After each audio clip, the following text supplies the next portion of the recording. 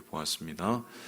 두 번째 이제 빌닷의 또 대화 속에서 인간의 잔인함을 느끼게 되죠. 물론 그의 마음속엔 답답함과 또 친구에 대한 애절함이 섞여 있는 것이긴 하지만 필요나 그 이상의 말로 지금 이 욥의 마음을, 욥의 영혼을 갈기갈기 찢어내리고 있다. 그래서 욥을 거의 악인 취급을 하고, 그리고 그 악인이 당하는 고통들과 그 심판과 파멸을 욥이 스스로 자초했다는 식으로 이제 몰아가기 시작했습니다. 그래서 참 우리가 이 율법에 매여서 은혜를 잊어버릴 때, 공의에 매여서 사랑을 잃어버릴 때 우리도 원치 않는 이러한 모습들이 나타날 수 있다. 인간의 그런 모습을 보게 되었죠. 오늘은 이제 그 말씀, 그 얘기에 대한 욥의 대답이라고 할 수 있는데요. 그 욥의 대답은 사실 앞에서 우리가 보았던 다른 대답과 크게 다르지는 않습니다. 그런데 오늘 우리가 욥의 대답 속에서 욥의 상태가 앞에서 1차적으로 말한 빌닷에 대한 혹은 다른 친구들에 대한 대답보다 훨씬 더 적나라하게 표현되고 있는 것을 보게 되는데, 욥이 지금 어려움을 여러 가지를 당하고 있습니다. 자식도 죽고 재산도 다 없어지고, 그리고 심지어 아내는 옆에서 그를 저주하고, 그리고 심지어는 온몸에 종기가 다 돋아서 절대로 평안할 수 없는, 죽는 것이 오히려 사는 것보다 더 편할 것 같은 그런 상황을 겪고 있는데, 그렇다면은 이런 상황 속에서 욥이 가장 괴로워하고 가장 고통스러워하는 것은 무엇일까? 우리가 그것을 질문할 수 있지 않습니까? 좀 우리에게 좀 적용을 해본다면, 우리가 삶 속에서 물질적인 축복을 원하지만 물질적으로 우리가 가난해져서 어려울 수 있습니다.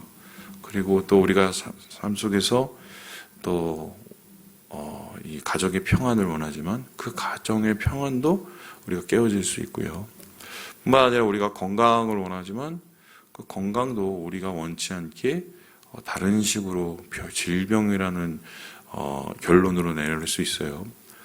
그렇게 우리가 생각하는 것과 전혀 다른 상황에 도달해서 우리에게 고통이 닥쳐왔을 때, 그 고통의 시기에 가장 우리를 괴롭히게 하는 것은 무엇일까?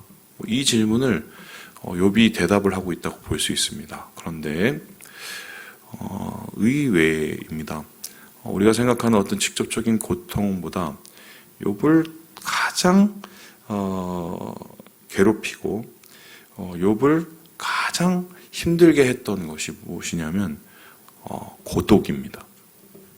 그러니까 고통을 더 고통스럽게 만들고 고난을 더 고난스럽게 만드는 것이 실질적인 육체적인 고통 아니면은 물질적인 고통, 이런 것보다 정서적인 고통이 훨씬 강하다는 것을 오늘 말씀 속에서 볼 수가 있어요.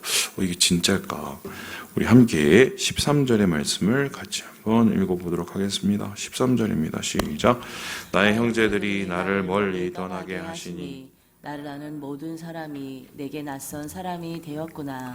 오늘 지금 자기의 상황을 뭐냐면 형제들까지도 나를 떠난 상황이다. 모든 사람이 나를 낯선 사람으로 보이게 됩니다. 그래서 그 모든 사람이 누구인지를 한 명씩 밝히고 있는데, 14절에 보니까 친척도 버리고 친지도 버렸습니다. 그리고 15절에 보니까 같이 살게 있는 종들까지 자신을 무시합니다. 그리고 17절에 보니까 아내, 보죠? 17절에 아내까지도 자기의 숨결도 싫어한다. 네. 가장 가까이 지내야 될 그 아내조차도 자신을 멸시하고 증오하는, 그리고 더 나아가서 자식들조차도 자기를 굉장히, 여기서 가련하게 여긴다는 것은 불쌍히 여긴다는 의미가 아니라 한마디로 좀 부정적인 이 불쌍함을 뜻해요. 그렇게 낮게 보는구나, 이렇게 지금 얘기를 하고 있고요. 그래서 이러한 모습 속에서 이 자기가 어느 정도의 상황을 겪냐면은 24절에 이렇게 얘기를 하고 있습니다. 우리 함께 같이 한번 읽어보도록 하겠습니다. 시작. 철필과 납으로 영원히 돌에 새겨졌으면 좋겠노라. 이 지금 자기의 고통스러운 말과 고독에 대한 자기의 괴로움을 철필과 납으로, 그러니까 한마디로 제일 그 당시에 가장 오래가는 기록으로, 뭐 요즘으로 따지면은 가장 오래가는 기록이 뭡니까? SNS에 남기면은 자기가 죽은 후에도 사실 계속 남잖아요. 그러니까 그 당시에 자기가 생각할 수 있는 가장 오래 남을 수 있는 기록으로 자신의 지금 처지와 고통과 고독을 쓰고 싶다라고 얘기하고 있습니다. 이 소리는 뭐냐면은 아무도 들어주질 않으니까, 아무도 자기의 심정을 헤아려 주지 않으니까, 심지어 그를 위로하기 위해서 온 친구들조차도 자기를 돌아보지 않으니까 깊은 홀로됨, 깊은 고독에 빠져서 이제 정말 더 이상 기대고 바랄 것이 하나도 없는, 그래서 고난 속의 고난, 최악의 고통을 느끼고 있는 그 상황을 표현하고 있다. 그런데 말씀을 읽어보면은 이러한 이야기들이 꽤 많이 있습니다. 여러분 아시는 것처럼 열왕기상 이제 19장에 보면은 엘리야라는 인물이 나옵니다. 여러분 엘리야라는 인물 위대한 일을 한 사람이고 북이스라엘을 하나님의 자리로 다시 돌이키려고 큰 영적 싸움을 치른 사람으로 우리는 알고 있습니다. 그리고 엘리야만한 선지자가 없기 때문에 유대인들 혹은 이스라엘 백성들이 엘리야를 다시 부활하여 돌아오기를 기다릴 정도로 그가 얼마나 대단한 일을 했는지를 알 수 있지요. 그런데 그러한 엘리야가 무참하게 무너졌죠.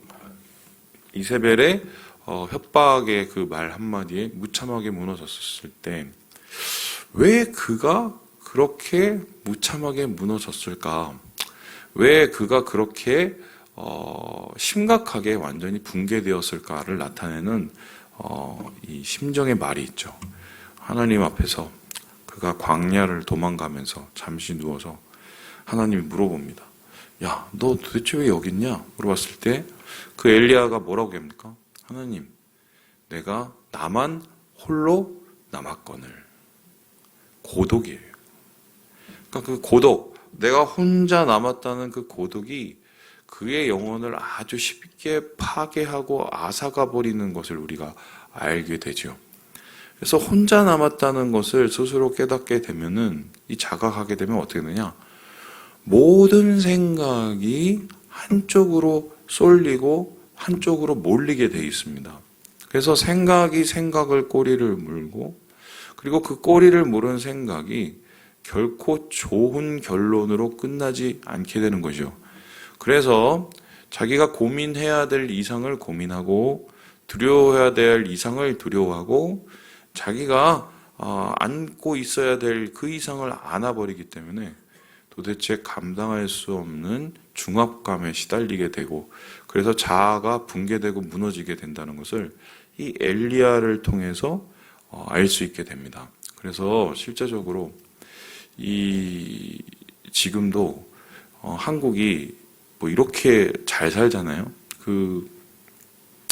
어제 보니까 볼리비아인가?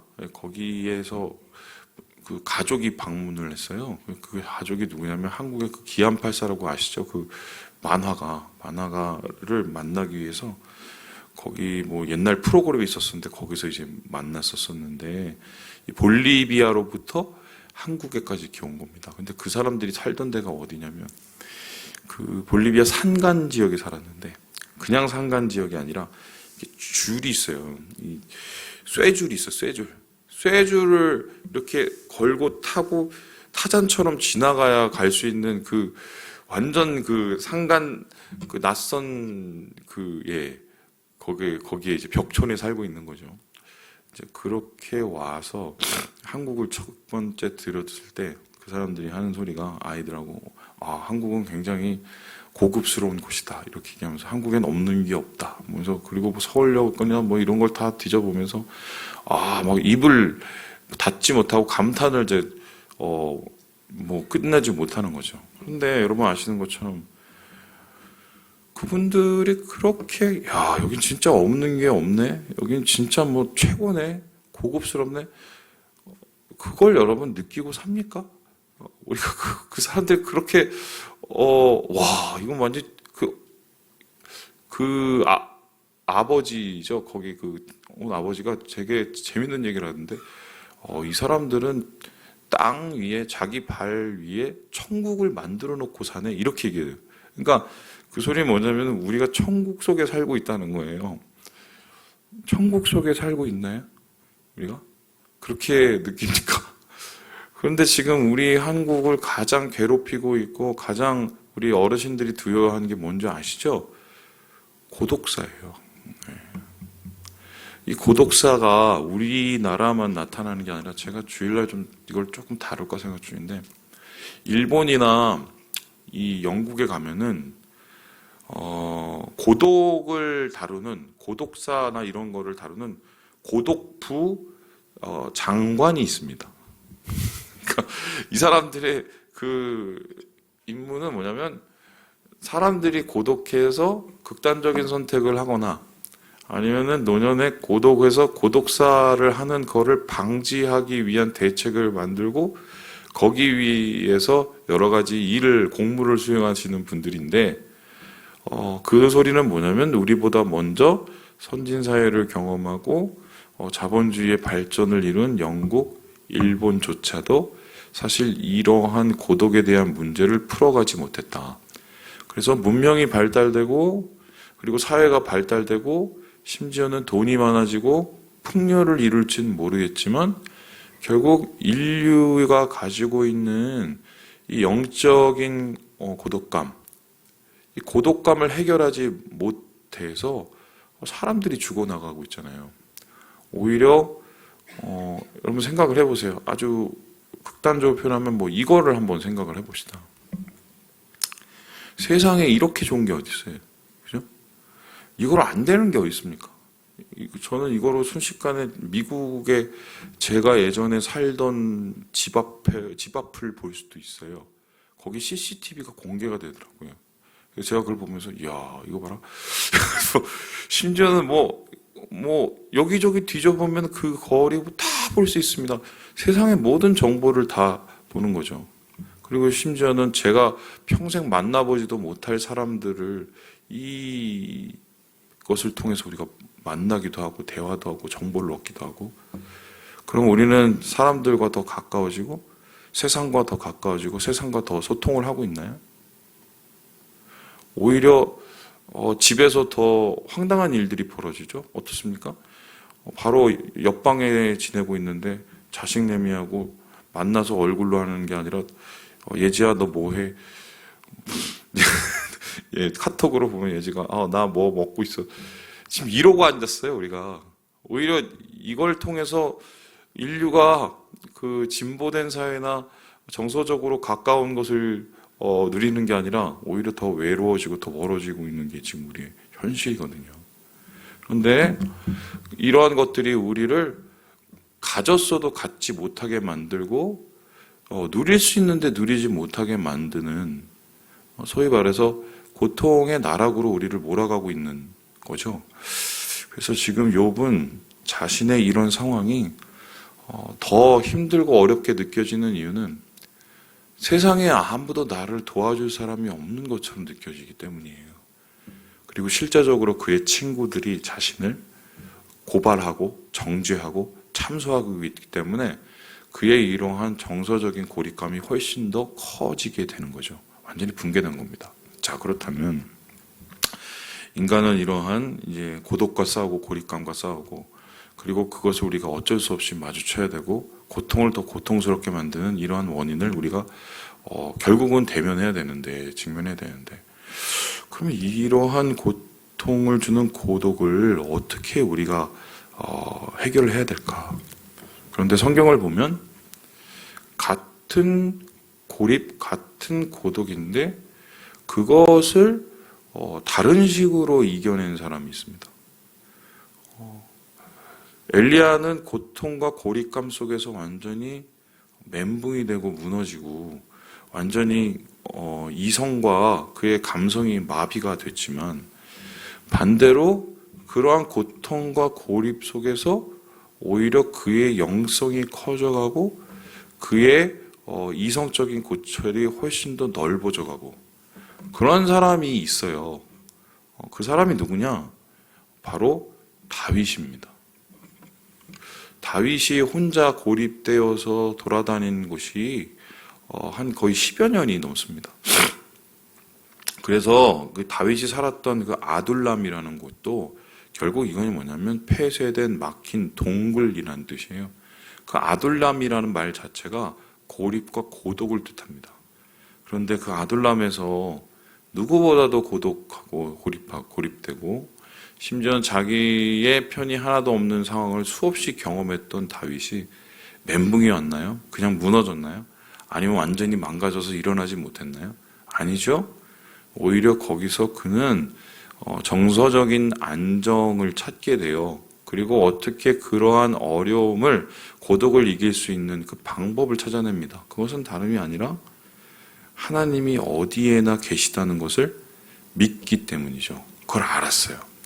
그리고 이 고독의 그 장소에도 하나님이 계실 뿐 아니라 하나님께서 이 모든 것을 아시고 이 모든 것을 정당하게 심판하시고 평가하실 것이라는 것을 이 다윗이 알게 됩니다.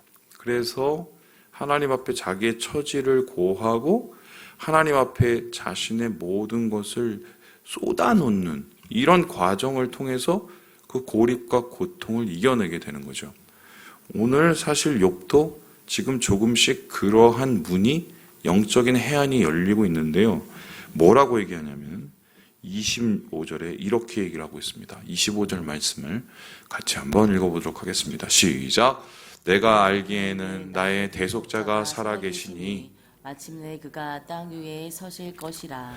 지금 이 고독의 끝에 가서 분명히 한 가지를 마음속으로 지금 외치고 있는데 이게 정말 100% 욥이 확신하고 얘기했는지는 알 수는 없어요. 왜냐하면은 이 당시에 그 신앙적으로 내가 죽으면은 다시 살아나는 이 부활에 대한 개념이 정확하게 잡혀 있지는 않았을 시대입니다. 뿐만 아니라 여기서 대속자라는 말이 있는데 이 대속자가 무엇입니까? 나를 대신해서 속해주고 나를 붙잡아 주실 그분, 그분에 대한 생각, 이걸 가지고 이제 예수 그리스도라고 보시는 분도 있지만 그 메시아죠 일종의 그것이 정확하게 이 당시에 있었을 것이라는 것은 조금 무리예요. 아직까지는 믿음의 초보적인 단계였던 시기거든요. 아브라함의 시기가. 그런데 여기에 대해서 좀 위대한 고백을 더 하시는데요. 우리 함께 26절을 더 같이 한번 읽어보도록 하죠. 시작. 내 가죽이 벗김을 당한 뒤에도 내가 육체 밖에서 하나님을 보리라. 그러니까 한마디로 지금 이 육신이 끝나더라도 내 영혼이 하나님을 보고 하나님 앞에 서서 하나님께서 나를 분명히 이 나의 정당함을 하나님께서 밝혀주시고 나의 억울함을 풀어주실 것을 나는 믿는다. 그래서 그 누구보다도 고독스러운 이 상황 속에서 결국 하나님과 쇼부를 보고 하나님을 통해서 뭔가 인생의 좌표를 마련하고 있는 욥의 이야기를 보게 되는 거죠. 그래서 이 고백이 나중에 그 핸델의 아리아에도 이게 이제 나타나요. 그래서 이걸 가지고 이제 구약에 나타난 부활 사상 이렇게 보는데 저는 이제 말씀을 쭉 읽으면서 그런 생각이 들었습니다. 욥이 100% 이러한 하나님을 신뢰하고 100% 이렇게 나를 다시 살리실 부활의 하나님을 믿음으로 이런 고백을 썼다고는 저는 조금 생각하기엔 무리가 있다. 단지 그 고독의 극단의 상황 속에서 어떻게든 하나님하고 풀어내려는 그의 처절한 몸부림? 저는 그렇게 이게 보이더라고요. 그리고 결국 이러한 그의 처절한 몸부림이 나중에 어떻게 됩니까? 정말 내가 귀로 듣던 것을 보게 되는, 하나님이 그를 만나 주셔서 그의 억울함을 하나님께서 해결해 주시는 이러한 결론을 얻게 되는 거죠. 말씀을 마칩니다. 자, 사람은 고통을 당하고 그 속에서 고독을 느끼지만 그 고독은 우리를 무너뜨릴 수도 있지만 그 고독을 통해서 우리가 영적으로 더 성장할 수도 있다. 여러분 이것을 좀 기억하시고 주님을 놓는 것을 쉽게 생각하지 마시고 포기치 않는 믿음으로 고독 속에서 하나님을 발견하시는 우리 모든 형제 자매들 되시길 주님의 이름으로 축원합니다.